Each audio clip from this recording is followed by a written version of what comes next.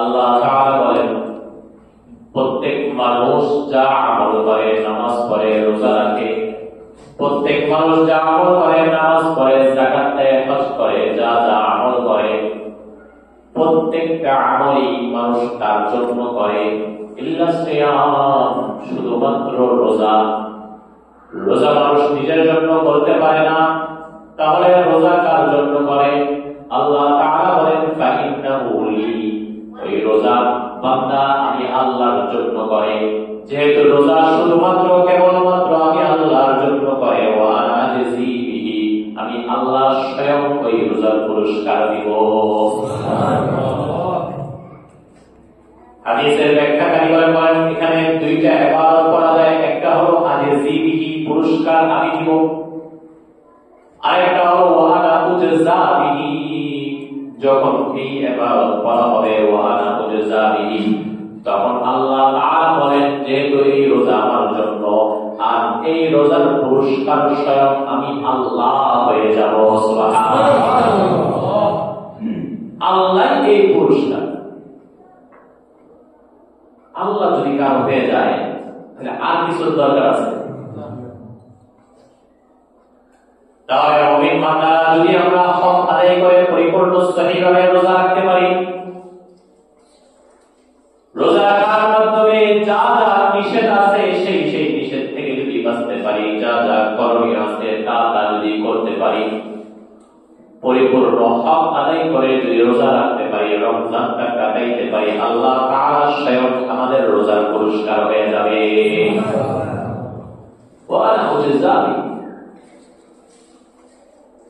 এরপরে লাইলা রাসূলুল্লাহ বলেন, সিয়ামু জান্নাহ, রোজা হলো ঢাল স্বরূপ ঢাল। রোজা এমন ঢাল, যে ঢাল দিয়ে জাহান্নামের আগুন থেকে বাঁচা যায়। ঢাল দিয়ে মানুষ নিজের আত্মরক্ষা করে, দুশমনের আঘাত থেকে বাঁচে। ঢালের মাধ্যমে মানুষ দুশমনের আঘাতকে প্রতিহত করে। আর যে রোজাদার ব্যক্তিরা রোজা রাখবে, রোজা এমন ঢাল হয়ে যাবে, যে ঢালের মাধ্যমে সে জাহান্নামের আগুন থেকে বেঁচে যাবে। রাসূলুল্লাহ বলেন, তারপরে যদি কেউ রোজা রাখো, যখন তুমি রোজা রাখবা, ফালা ইয়াকুস ওয়ালা ইয়াসফা, তোমরা গালিগালাজ করবা না এবং ঝগড়া বিবাদ করবা না, অশ্লীল বাক্য মুখে আনবা না, খারাপ কথা মুখে আনবা না। ফালা ইয়াকুস, এটা নাহির সিগা, নিষেধ করতেছেন রাসূল, তোমরা কখনো গালিগালাজ করবা না, ওয়ালা ইয়াসফা, এবং কখনো ঝগড়া বিবাদ করবা না, কারোর সাথে করবা না। রোজা রেখে যে সমস্ত কাজ না করুন, তার ভিতরে একটা হলো গালি দেওয়া মাত্র, দুষ্টামি ছড়ে দিলেও মাত্র, অশ্লীল কথা দুষ্টামি করে বললেও অশ্লীল,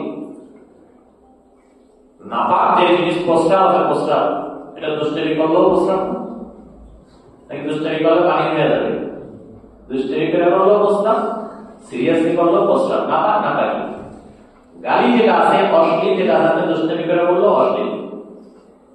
রোজা রেখে সেটা মুখে না আসে, ঝগড়া বিবাদে লিপ্ত হবে না, এটা রোজা মাত্র হয়ে যাবে। বাজারে কেনাকাটা করতে যায়, বিক্রেতার সাথে ঝগড়া লাগাবে না, তার সাথে দামে কিনে নিয়ে কিনলাম না, তার দোকান থেকে আরেক দোকানে যাবো, ঝগড়া লাগাই দিবেন না, অন্য দোকানে 5 টাকা কেন না 8 টাকা কেন বললেন, এবার লাগাই তুমুল ঝগড়া। আসলে শয়তান আপনাদের দুজনের মাঝখানে ঝগড়া লাগাই দিচ্ছে, যেন রোজার হকটা নষ্ট হয়ে যায়, প্রতিদান তাদের মারতে না পারে। আপনারা শয়তানকে ধোঁকা দিবেন, এই দোকানে কিনে নিয়ে আরেক দোকান থেকে কিনুন, আরেক দোকানে কিনে নিয়ে আরেক দোকান থেকে কিনুন। খুব খেয়াল রাখবেন, রোজা রেখে কেউ কোনো প্রকার মুখের ভিতরে অশ্লীল বাক্য গালিগালাজ আনবেন না, ঝগড়া বিবাদ করবেন। আর এর সবচেয়ে সুন্দর উপায় হলো কথা কম বলা। কি কম বলা? কথা কম বলা, বা অনর্থক কোনো কথাই না বলা। রাসূলুল্লাহ বলেন, মিন হুসনি ইসলামিল মারই তারকুহু মা লা ইয়ানি, ইসলামের সবচেয়ে সৌন্দর্যজনক আমল হলো অনর্থক কথা এবং কাজ ছেড়ে দেওয়া। যেই কথার ভিতরে দিন বা দুনিয়ার কোনো ফায়দা নেই তা না বলা। যে কাজের মধ্যে দিন বা দুনিয়ার কোনো ফায়দা নেই তা না করো। যে কথার ভিতরে দিন বা দুনিয়ার ফায়দা আছে তা বলতে পারো। যে কথার ভিতরে যে কাজের মধ্যে দিন বা দুনিয়ার ফায়দা আছে সেই কাজ করো। অনর্থক কাজ ছেড়ে দাও, তাহলে দেখবেন আপনার ভিতরে ঝগড়া আসবে না, অশ্লীল কথা আসবে না, ঝগড়া বিবাদ আসবে না, তার সাথে ঝামেলা আসবে না, কারণ আপনার অনর্থক কথাই করে। এক লাইন দরকার এক লাইন, দুই লাইন দরকার দুই লাইন। রোজার এত মূল্য কেন? রোজার মাধ্যমে কেন আল্লাহ তাআলা এত বড় বড় পুরস্কার দিলেন? কারণ রোজা একটা গোপনীয় আমল। বান্দা নামাজ পড়ে, নামাজের কয় রাকাত করতেছে, কিভাবে করতেছে মানুষ যদি চায় দেখতে পারে। নামাজে দীর্ঘ সময় দাঁড়িয়ে আছে, মানুষ যদি পর্যবেক্ষণ করে দেখে ওই ব্যক্তি দীর্ঘ সময় দাঁড়িয়ে দাঁড়িয়ে নামাজ পড়ে, ওই ব্যক্তি দীর্ঘ সময় রুকু করে, দীর্ঘ সময় সিজদা করে, মসজিদে ঢুকলে আর বের হয় না, মানুষ দেখে, দেখা যায়। যাকাত দেয়, এটা মানুষ দেখে, মানুষ বলে অমুক ব্যক্তি এই বছর এত লাখ টাকার যাকাত দিয়েছে, এটা দেখা যায়। হজ করতে যায়, হজটাও দেখা যায়। এজেন্সির মাধ্যমে বিমানের টিকিট কেটে আসা দেওয়া করে। আজকাল তো ফেসবুকের মধ্যে ছবি ছেড়ে দেয়, মানুষ জানে ওই ব্যক্তি হজ করতে গেছে, হাজী সাহেব। কিন্তু রোজা এমন আমল, আপনি বাবা মার সাথে সেহরি খাইছেন, ফজরের নামাজ এসে বলছেন আমি সেহরি খাইছি, রোজার নিয়ত করেছি, রোজা রাখছি। দিনের এমন কিছু সময় আসে যে এই সময় ঘরের ভিতরে আপনি একলা, আর কেউ নাই। দিনের এমন কিছু সময় আসে যে সময় আপনি একা, দুনিয়ার কোনো মানুষ আপনাকে দেখে না। পানির পিপাসায় কণ্ঠনালী পর্যন্ত শুকিয়ে গেছে, কাঠ হয়ে গেছে, চাইলে এক ঢোক দুই ঢোক পানি পান করতে পারবেন, দুনিয়ার কেউ আপনাকে দেখবে না। কিন্তু ওই সময় পর্যন্ত আপনি এক ফোঁটা বিন্দু পরিমাণ পানি পান করেন না। কার জন্য? ওই সময় চিন্তা করে যে পানি পান করলে কিন্তু দেখবো না, আল্লাহ দেখে গেল আমার রোজা থেকে। রোজা এমন গোপন আমল, গোপনে রোজা ভাঙার সুযোগ থাকা সত্ত্বেও শুধুমাত্র রোজা ভাঙে না, কেবলমাত্র শুধুমাত্র আল্লাহকে রাজি করার জন্য। যেহেতু আল্লাহকে রাজি করার জন্যই রোজা, এজন্য আল্লাহ তাআলা বলেন এই রোজা আমার জন্য, সুতরাং এই রোজার পুরস্কার স্বয়ং আল্লাহ নিজেই। সুবহানাল্লাহ।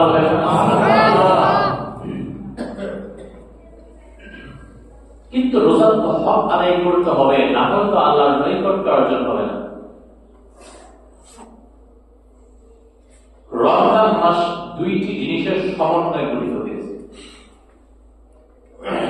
এবং ওতপ্রোতভাবে এই দুটো জিনিস একটা অপরটার সাথে সম্পৃক্ত হয়ে গেছে। আমি আপনাদের সামনে প্রথমে একটি আয়াত তেলাওয়াত করেছিলাম। আল্লাহ তাআলা বলেন শাহরু রমাদানাল্লাযী উনজিলা ফীহিল কুরআন। রমজান মাস এমন মাস যে মাসে কোরআনকে নাযিল করা হয়। রমজান মাস এবং কোরআন দুইটা একটা আরেকটার সাথে সম্পর্কিত, জড়িত। আর এই জন্যই দুইটা ভাগ হয়ে গেছে, দিনের বেলা রোজা রাখা, রাত্রে বেলা তারাবি করা। রাত্রে বেলা কোরআনের সাথে সম্পর্ক বজায় রাখা, আর দিনের বেলা রোজার মাধ্যমে নিজের আত্মাকে পরিশুদ্ধ করা। রাসূলুল্লাহ সাল্লাল্লাহু আলাইহি ওয়াসাল্লাম সাইয়েদনা জিবরাইল আলাইহিস সালামকে রমজান মাস আসলে রাত্রে বেলা কোরআন শোনাইতেন।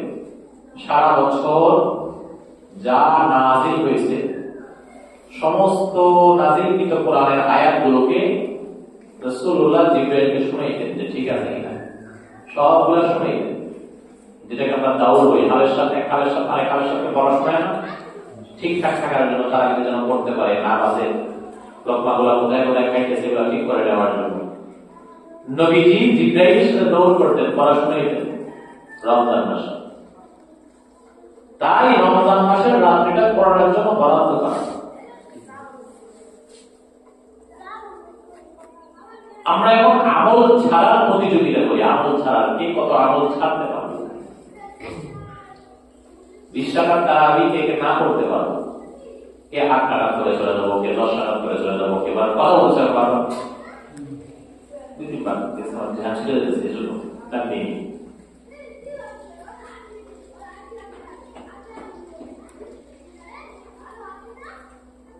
কয় রাকাত কম পড়া যায় এই প্রতিযোগিতায় আমরা থাকি, অথচ আকাবিরি বুজুর্গরা একরাম সাহাবায়ে কেরাম কত পড়া যায় এই প্রতিযোগিতা ছিল, কত পড়া যায়। রাসূলুল্লাহ সাল্লাল্লাহু আলাইহি ওয়াসাল্লাম মসজিদের ভিতরে একদিন তারাবি পড়ছেন, রাত্রেবেলা কোরআন নামাজ পড়ছেন, সাহাবায়ে কেরাম জানেন না। পরদিন খবর হয়ে গেছে নবীজি মসজিদের ভিতরে নামাজ পড়ছেন, রমজান মাস রাত্রেবেলা এশারের পর মসজিদের ভিতরে নামাজ পড়ছেন। যারা যারা জানছে কিছু সাহাবী জমা হয়ে গেছে, তাদেরকে সাথে নিয়ে নবীজি দ্বিতীয় দিন নামাজ পড়ছেন। তৃতীয় দিন পুরো মদিনায় খবর হয়ে গেছে যে নবীজি রাত্রেবেলা তারাবি নামাজ পড়েন। সমস্ত সাহাবীরা এসে মদিনার সামনে মসজিদ নববীর সামনে ভিড় হয়ে গেছে, হুজুম হয়ে গেছে। নবীজি ঘর যেটা ছিল আয়েশার ঘর আর মসজিদ নববী লাগানো, জানালা দিয়ে নবী মসজিদ নববী দেখা যেত। নবীজি আর ঘর থেকে বের হয় না, সাহাবীরা অপেক্ষা করতেছে ঘন্টা 2 ঘন্টা 3 ঘন্টা, নবীজি আর বের হয় না। নবীজি যেন শুনতে পায় সাহাবীরা আসছে, এজন্য ওনারা কেউ কেউ জোরে আওয়াজ করতেছে যেন নবীজি শুনতে পায়। নবীজি বের হয় না, ফজরের আযান তখন নবীজি বের হয়েছে। তো নবীজি বলতেছেন, ও আমার সাহাবীরা, আমি শুনতে পাইছি, আমি বুঝতে পারছি এশারের পর তোমরা সবাই ভিড় হইছো আজকে তারাবি পড়ার জন্য। আমি বের হইলাম না কেন? আমি এজন্য বের হইনি, আমি তোমাদের মাঝে যে আগ্রহ দেখতেছি এই আগ্রহের কারণে না জানি আল্লাহ তাআলা তারাবিকে ফরজ করে দেন। সুবহানাল্লাহ। এবারে একবার চিন্তা করো, যদি ফরজ করে এটা আমাদের কি অবস্থা? ফরজ না করার দ্বারা দুইটা লাভ হয়েছে। একটা লাভ তো ছাড়লে পাইতে যেতেছি, মাইক্রো হবে না। দ্বিতীয় লাভ হলো ফরজ হলো ডিউটি, কি ডিউটি পালন করা। আপনি কারো চাকরি করেন, 4 ঘন্টা আপনার চাকরি মনে করেন, দৈনিক 4 ঘন্টা চাকরি। আপনি দৈনিক 4 ঘন্টা যদি চাকরি ঠিকঠাক করতে পারো আপনার দিকে থাকেন। আপনারা যদি দৈনিক 4 ঘন্টা ঠিক মতো চাকরি পালন করেন, ডিউটি পালন করেন, মালিক আপনাকে বলবে একজন ভালো আপনি কর্মচারী, এর বাইরে কিছু না। যদি 4 ঘন্টা পরে আবার আধা ঘন্টা অতিরিক্ত করেন, মালিক আপনাকে পছন্দ করা শুরু করবে না, প্রিয় হয়ে যাবে না। হ্যাঁ, কথা বুঝলেন আপনারা? 4 ঘন্টা ঠিকঠাক মতো পালন করলে আপনি একটা ভালো কর্মচারী, বাস এতটুকুই, আর কিছু না। কিন্তু এরপরে যে 10 মিনিট 15 মিনিট আধা ঘন্টা 1 ঘন্টা বেশি করে ফেলেন, মালিক আপনাকে খুশি হয়ে আপনাকে আর কাজ দিবে না, প্রমোশন করে দিবে, কাজ দিবে, ইত্যাদি। তারাবি যদি ফরজ করা নেই, তারাবি আমাদের জন্য সুন্নতে মুআক্কাদা রেখে দিয়েছে। এখন যেহেতু ফরজ না, ডিউটি না হওয়ার কারণে যদি তারাবি আমরা ঠিকভাবে করি, আল্লাহর নৈকট্য হয়ে যাবে, আল্লাহর কাছাকাছি পৌঁছে যাবো, কারণ এটা অতিরিক্ত ডিউটি করতেছে আল্লাহকে দেখাইতে পারবো। এই জন্য রাসূলুল্লাহ বলেন, ওমান ক্বামা লাইলাতান ঈমানান ওয়া ইহতিসাবান গুফিরা লাহু মা তাকাদ্দামা মিন যামবি। যে ব্যক্তি রমজান মাসের রাত্রিবেলা তারাবির নামাজ ঠিকভাবে আদায় করবে, যে ব্যক্তি রমজান মাসের তারাবিগুলো সঠিকভাবে নিয়মিত প্রত্যেক দিন আদায় করবে, ওমান ক্বামা লাইলাতান ঈমানান ওয়া ইহতিসাবান, যে ব্যক্তি রমজানের রাতে আল্লাহকে সন্তুষ্টি করার জন্য প্রত্যেক দিন তারাবি আদায় করবে, গুফিরা লাহু মা তাকাদ্দামা মিন যামবি, আল্লাহ তাআলা তার অতীতের সমস্ত গুনাহগুলো মাফ করে দিবে। এখন যে ব্যক্তি চাইবে আমি আল্লাহর সন্তুষ্টির জন্য তারাবি করব, যে ব্যক্তিটা চাইবে আমি আল্লাহকে রাজি করার জন্য তারাবি করব, যে ব্যক্তি চাইবে আমার তারাবির মাধ্যমে আমার অতীতের গুনাহগুলো মাফ হয়ে যাও, যে ব্যক্তি চাইবে তারাবির মাধ্যমে আমি আল্লাহর প্রিয় হয়ে যাই, ওই ব্যক্তি কি অল্প তারাবি করে যাইতে পারবে? না। ওই ব্যক্তি তারাবি ছাড়া যেতে পারবে? পারবে না। ওই ব্যক্তি তারাবি পড়লে ছাড়তে পারবে না। তাহলে আল্লাহর নিকটতম হওয়ার সবচেয়ে বড় মাধ্যম হলো রাত্রিকালীন নামাজ, রাত্রিকালীন তারাবি পড়া, আবার রাজকে অল্প সময় যতটুকু পারি তাহাজ্জুদ করা। রমজানের রাতগুলো আল্লাহর কাছে বেশি বেশি কান্না করা, বেশি বেশি করে আল্লাহর কাছে দোয়া করা। এই রাত্রিগুলি যদি আমি আপনি আল্লাহর কাছে না চাই, আল্লাহ কোন রাত্রিগুলি আমরা আল্লাহর কাছে চাইবো? নফলের মাধ্যমে আমরা আল্লাহর সবচেয়ে নিকট হয়ে যায় ভাই।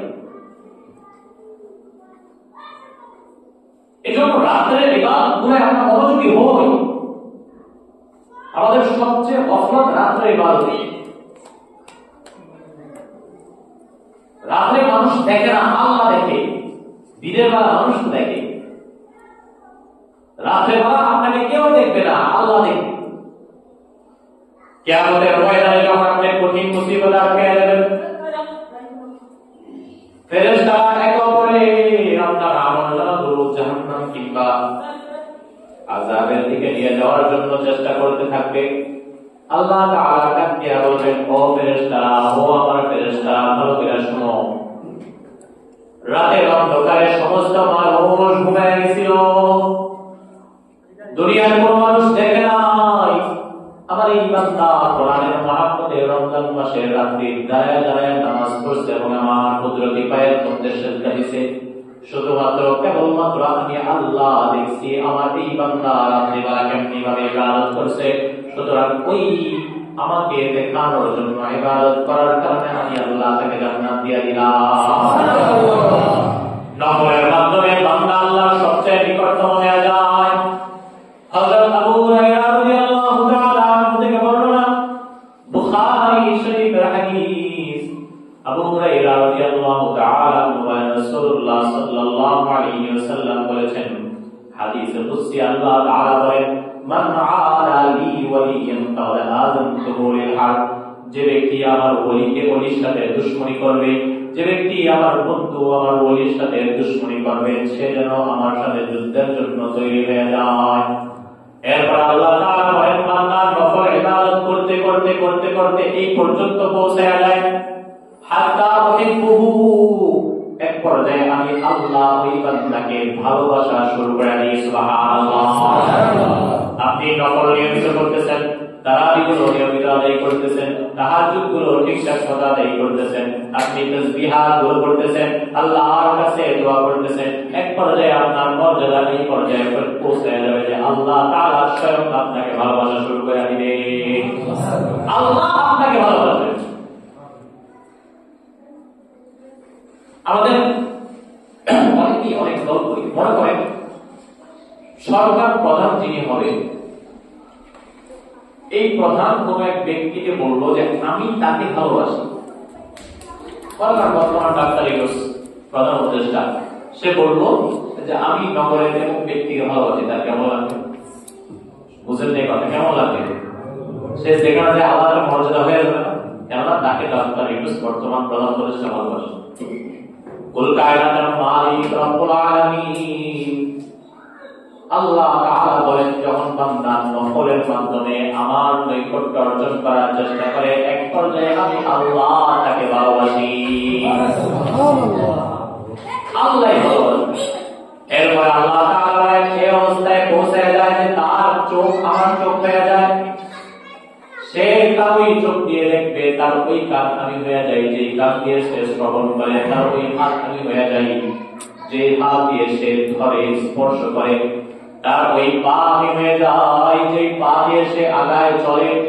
ওই বান্দা যখন আমি আল্লাহর কাছে কোনো কিছুর জন্য প্রার্থনা করার জন্য হাত উঠাই, আমি আল্লাহ তাআলা তাকে ফেরত দিতে পারি না। তার হাত উঠানোর সাথে সাথেই আমি আল্লাহ তাআলা তার সমস্ত দোয়াই কবুল করে নিই। তাহলে বান্দা আল্লাহর নিকটতম হবে নফলের মাধ্যমে, অতিরিক্ত আমলের মাধ্যমে। আর রমজান মাস অতিরিক্ত আমলের মাস, কোরআনের সাথে মহব্বত করার মাস। আর এই মহব্বতের জন্য সবচেয়ে সুযোগ হলো তারাবিগুলো নিয়মিত আদায় করা, সবচেয়ে সুযোগ হলো